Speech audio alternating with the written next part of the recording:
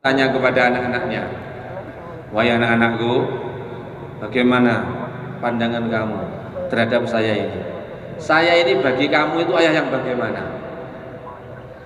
Anaknya itu tahu bahwa anaknya itu ayahnya itu brengsek sebenarnya.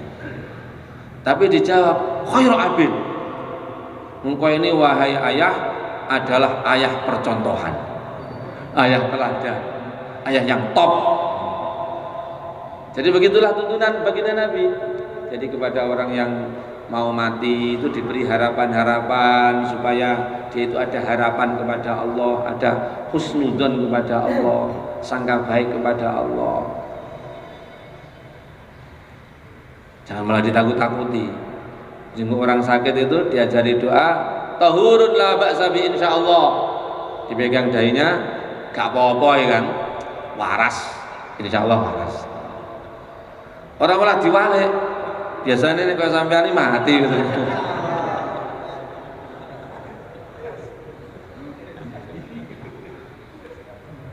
Maka diberi perkara-perkara sing gede nih hati. Maka ayah tadi mengatakan, bagaimana kamu mengatakan saya ini ayah yang baik? Kamu tahu saya ini ayah yang brengsek. Saya ini tidak pernah melakukan kebaikan apapun. Sudah gini aja, nanti kalau saya mati, bakar tubuh saya. Bakar tubuh saya. Kemudian kalau setelah wangus habis terbakar, deplok. Deplok tubuh saya itu. Sampai lembut. Lah kalau sudah habis gitu, kemudian kalau hari panas angin bawa keluar, taburkan biar bertabur-taburan. Maka akhirnya dilakukan. Ketika mati dibakar, habis itu dikoplok sampai lembut. Lalu ketika hari panas angin ditebarkan ke lautan. Ya muliakan Allah Subhanahu wa taala. Setelah itu Allah berfirman kepada orang tadi, kun, jadilah, kumpul. Wah, langsung kumpul lagi jadi manusia. Ditanya oleh Allah, kamu itu kenapa wasiat kok seperti itu kepada anak-anak itu, bagaimana kamu itu? Kok aneh kamu itu pesannya mau mati itu? Itu kenapa kamu lakukan seperti itu? Ya Allah, ini saya lakukan karena saking takutnya saya kepada Engkau ya Allah. Karena saking takutnya kepada Engkau ya Allah. Maka Allah berfirman, maka sekarang juga aku datangkan rahmat dan ampunan untukmu. Ya muliakan Allah Subhanahu wa taala, para ulama mengatakan ini laki-laki yang dikisahkan ini, itulah laki-laki yang diceritakan oleh yang mulia baginda Muhammad SAW dalam hadis riwayat Imam Tirmidzi. Inni ra'aitu rajulan akhira ahlin nari khurujan. Dinampakkan kepada saya oleh baginda Nabi seorang laki-laki yang dikeluarkan dari neraka paling akhir. Jadi orang itu kalau ada iman, apapun yang terjadi ada jaminan tidak kekal di neraka.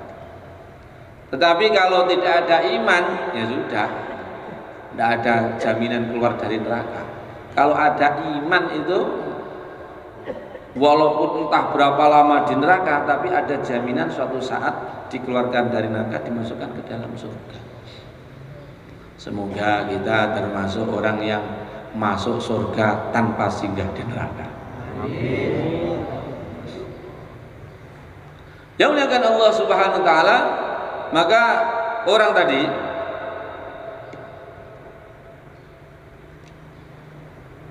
dikeluarkan dari neraka paling akhir. Maka dikeluarkan dari neraka tadi memet dadi areng tunteng coklik genah. Kemudian oleh Allah dimasukkan di ma'ul hayat, air kehidupan. Habis itu tumbuh jadi manusia. Tadi malam Pak Yai cerita bagaimana nanti hari kiamat itu ada hujan sperma. Lalu mayat-mayat dikubur bangkit semuanya. Yang muliakan Allah Subhanahu wa taala, maka setelah itu dia dibangkitkan jadi manusia. Kemudian dia dikeluarkan dari neraka. Begitu keluar dari neraka itu, dia sudah keluar, tapi tidak bisa berpaling dari menghadap ke neraka. Menghadap ke neraka terus tidak bisa berpaling. Sedangkan neraka itu jangankan dimasuki, didelok tok gak karu-karuan kelarane. Jadi dilihat tok aja sudah tidak karu-karuan itu, pedihnya, penderitaannya itu. Maka dia berdoa, ya Allah, Engkau telah keluarkan aku dari neraka, tetapi kenapa kok terus menghadap ke neraka? Kok tidak bisa berpaling ya Allah? Maka palingkan wajahku dari menghadap neraka ya Allah. Wahai hambaku, apakah kamu punya permintaan yang lain? Tidak ya Allah. Wallahi tallahi billahi, demi Allah saya tidak punya permintaan apapun kecuali dipalingkan saja. Dikabulkan, dipalingkan. Begitu dipalingkan menghadap ke surga. Surga, keindahan, kenikmatan, kelezatan, kegembiraan, keriangan, kesenangan dilihat dari jauh, begitu ingin, maka dia mengatakan, ya Allah dekatkan saya. Loh, tadi kamu mengatakan tidak punya permintaan lain, hanya ini saja ya Allah, dekatkan tak. Wallahi tallahi billahi, demi Allah tidak punya permintaan lain ya Allah. Dikabulkan oleh Allah, didekatkan. Begitu dekat tambah pengen, ya Allah masukkan. Yang muliakan Allah Subhanahu wa taala, Allah Maha Rahman, Allah Maha Rahim, dimasukkan ke surga. Tetapi begitu masuk surga itu tidak lama kemudian keluar dari surga. Loh, kok keluar lagi? Ternyata semua sudah ada pemiliknya. Istana-istana mewah, bangunan-bangunan megah, tanah-tanah yang luas sudah punya pemiliknya. Bidadari yang cantik tidak bagian saya. Tamanna ya abdi. Maka Allah berfirman, angan-angen, ngangen-ngangen no, bayang no, semua kenikmatan yang pernah kamu inginkan, kamu lihat, kamu rasakan di dunia itu bayang no kabeh. Maka dibayangkan rumah-rumah mewah, megah, dibayangkan bangunan-bangunan yang indah, makanan yang lezat, wanita yang cantik, semua yang nikmat-nikmat dibayangkan semuanya. Maka setelah itu Allah berfirman, semua yang kamu inginkan dikabulkan, bahkan dikasih 10 kali lipatnya. Maka orang tadi itu heran, saking herannya dia mengatakan, ya subhanallah, anta abdi wa ana rabbuk. Saking kagetnya itu kebalik-balik itu. Subhanallah, ya Allah, anta abdi wa ana rabbuk. Engkau ini ya Allah adalah hambaku dan aku adalah Tuhanmu. Saking gembiranya, saking kebalik-balik. Ya muliakan Allah Subhanahu wa taala. Jadi itulah, maka bagaimana kita itu dakwah dengan diiringi rasa takut kepada Allah. Karena takut kepada Allah itu ternyata tinggi nilainya di sisi Allah Subhanahu wa taala. Bikin datang ampunan dari Allah, bikin rahmat dari Allah. Dan juga dakwah itu dengan roja, harapan. Jadi orang beriman itu kata para ulama selalu diantara takut kepada Allah dan harapan-harapan kepada Allah. Harapan-harapan kepada Allah. Sehingga kita itu husnudzon, harapan kepada Allah itu menjadikan kita itu husnudzon kepada Allah, sangka baik. Kita datangi tetangga kita, rumah kita, sangka baik. Ini kok susah sekali. Nabi itu berdoa, Allahumma ayyidil Islam bi umarain. Ya Allah, kuatkan agama ini dengan 2 Umar, dengan salah satu 2 Umar, yaitu Umar bin Khattab atau Umar bin Hisham. Umar bin Hisham itu Abu Jahal.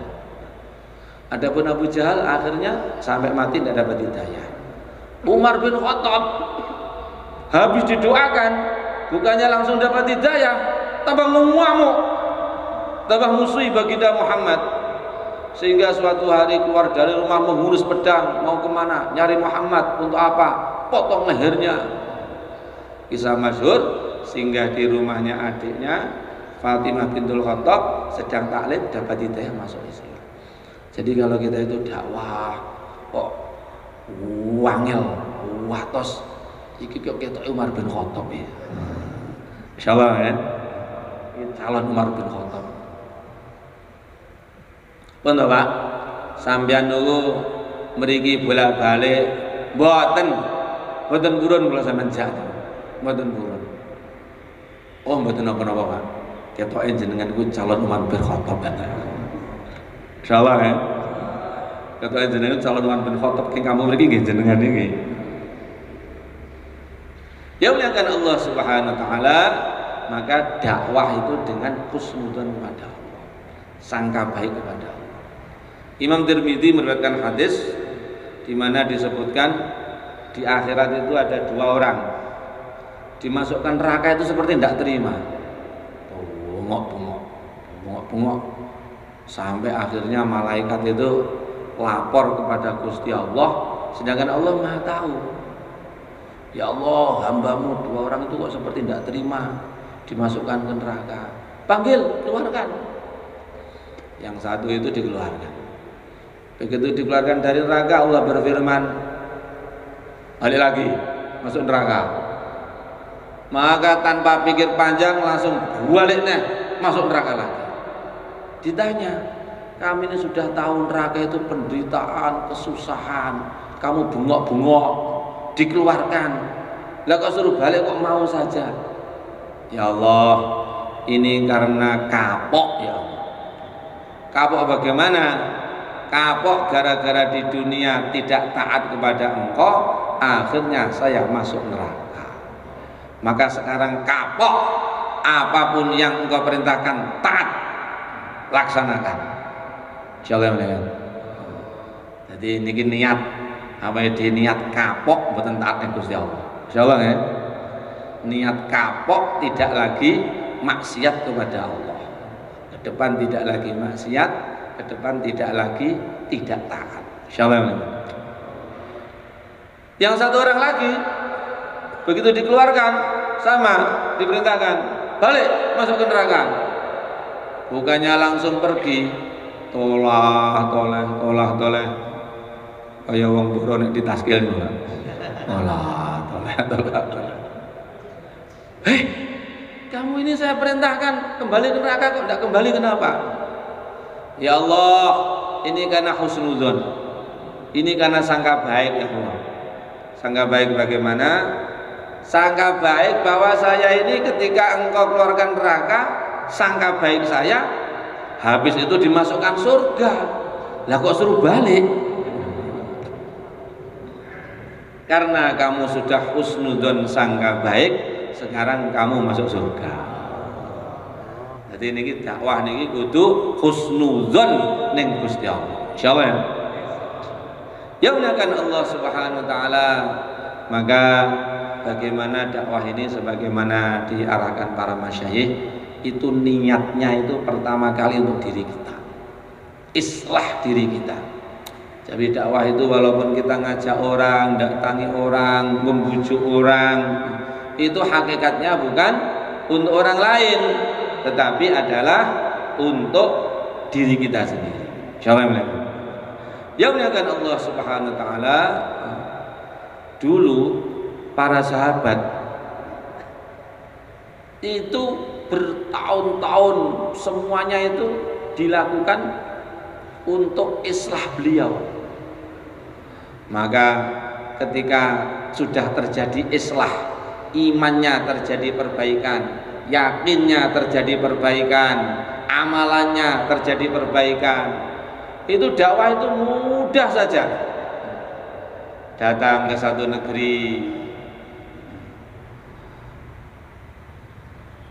ayyuhan nas aslimu taslam.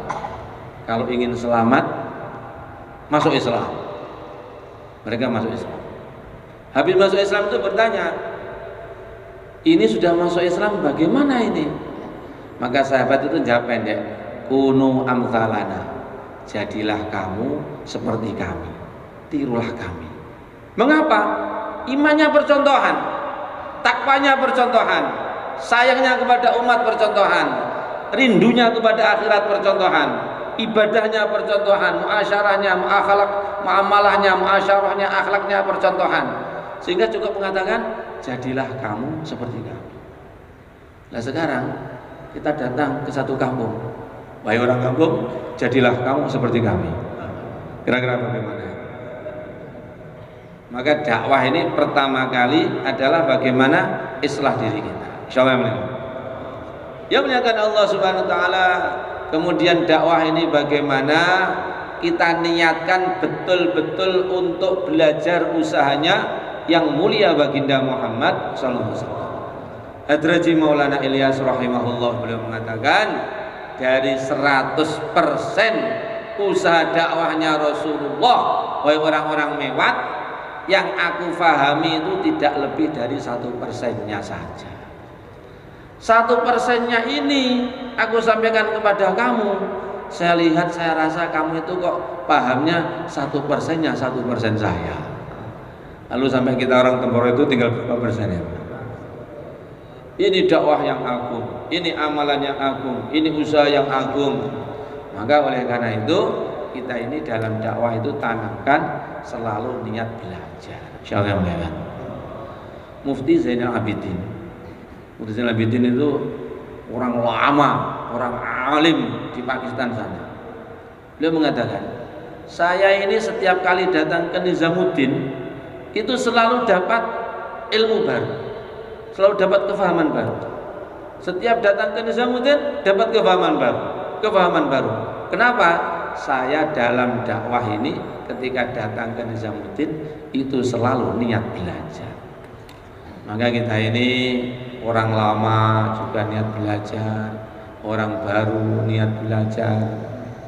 Maulana Said Ahmad Khan, Maulana Said Ahmad Khan itu orang lama zaman Maulana Ilyas yang ditugaskan untuk menggerakkan dakwah di Saudi Arabia, negeri-negeri Arab. Itu di paspornya itu ditulis pekerjaan pelajar.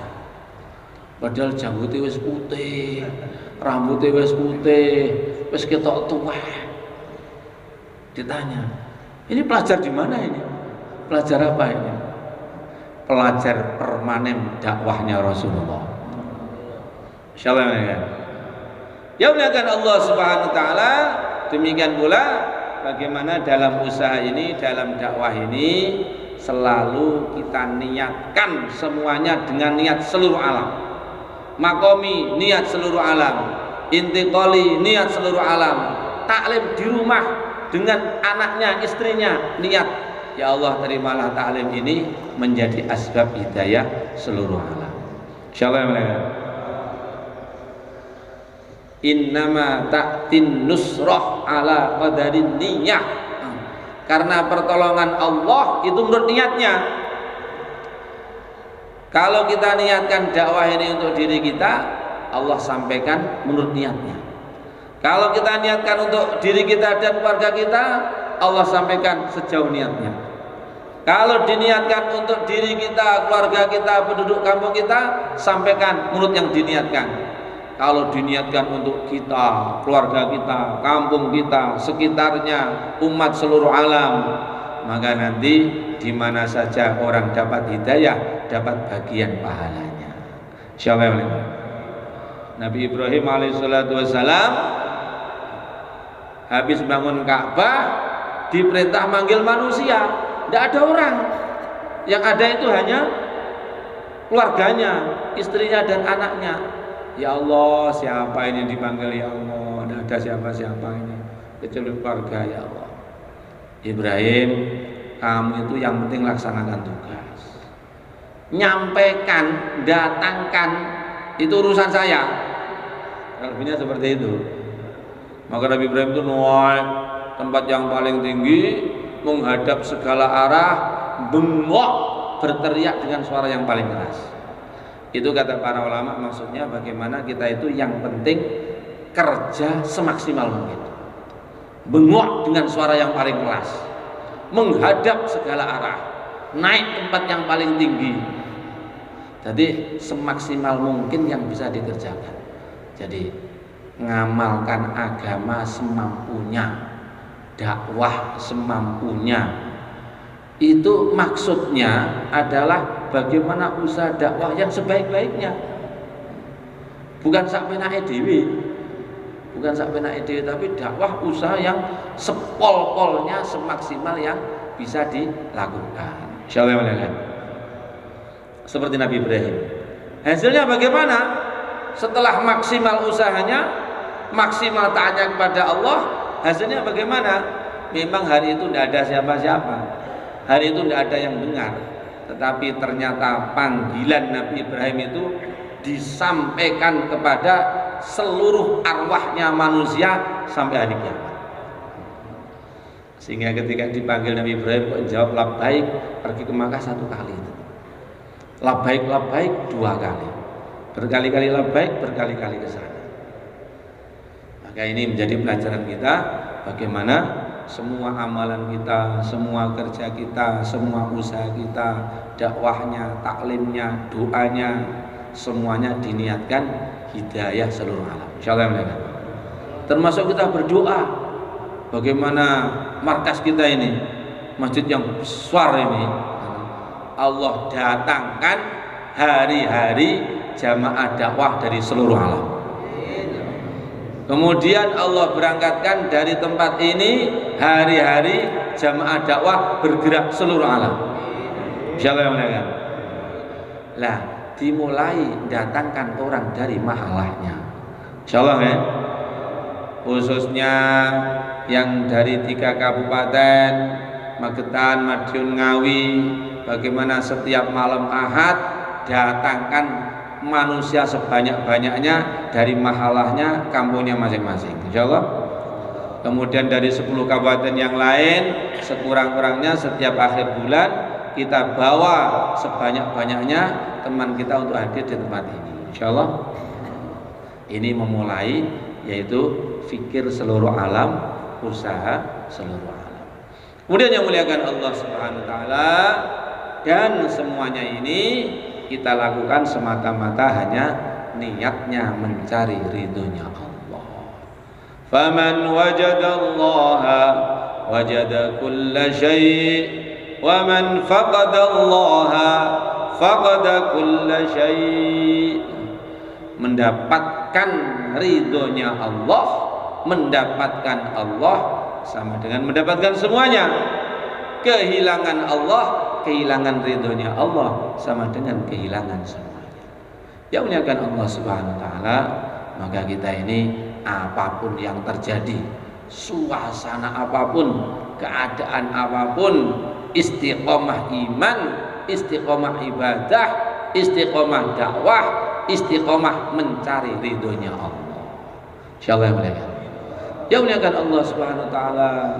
Dan karena dakwah ini ada fikir seluruh alam, ada ingin menghantar jamaah seluruh alam. Oleh karena itu kita juga mau membentuk jamaah-jamaah dakwah untuk kita gerakkan ke seluruh alam.